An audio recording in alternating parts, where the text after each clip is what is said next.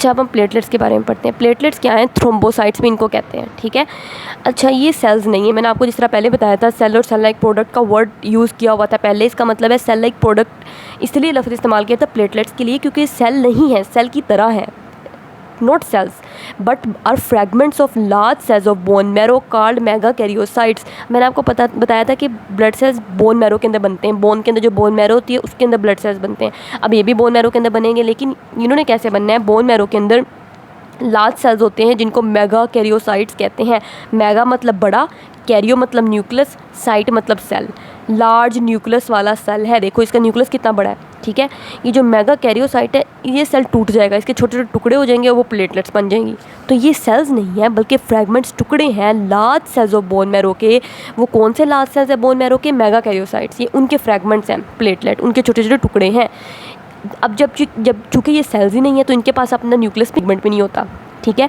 1 cubic millimetre of blood के अंदर कितनी प्लेटलेट्स होती हैं? 2,50,000 प्लेटलेट्स होती हैं, आपने याद रखना है। Average life span of a blood platelet is about 7 to 8 days. कितना लाइफ स्पैन है एक प्लेटलेट का?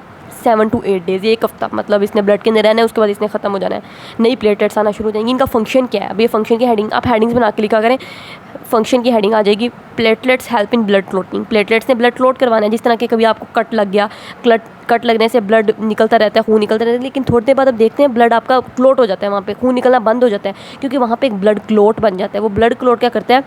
Serves as a temporary seal. ये टेम्पोरेरी थोड़ी देर के लिए सील, अल्लाह ताला ने सील लगा दी है थोड़ी देर के लिए ऑफ द डैमेज्ड एरिया। वो जो एरिया डैमेज्ड हुआ था वहाँ पे टेम्पोरेरी सील के तौर पर एक्ट करेगा ब्लड क्लोट, ताकि ब्लीडिंग ना हो, वरना तो सारा खून बह जाएगा और इंसान की डेथ हो सकती है।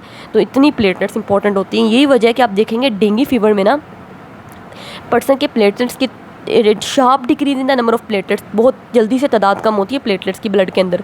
ये जब प्लेटलेट्स नहीं होंगी, प्लेटलेट ने ब्लड क्लोटिंग करवानी थी, अब उस पर्सन की ब्लड क्लोटिंग नहीं होगी, जब ब्लड क्लोट नहीं करेगा तो आपको नज़र आएगा कि उसके नोज़, उसके गम्स, मतलब जो मुंह के अंदर मसूड़े होते हैं वहाँ से और अंडर द स्किन ना उसके ब्लीडिंग होती रहती है, क्योंकि प्लेटलेट्स ने तो ब्लड क्लोट करवाना था, प्लेटलेट्स है नहीं तो उसके ब्लीडिंग होती रहेगी पेशेंट्स के ना।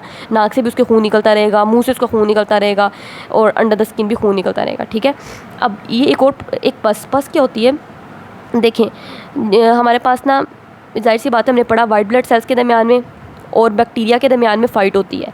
इसमें क्या होता है कि बैक्टीरिया वाइट ब्लड सेल्स को किल करते रहते हैं। अब आप एट द इन्फेक्शियस साइट आप देखेंगे आपको वाइट पस नज़र आती है। एक्चुअली वो वाइट पस क्या है?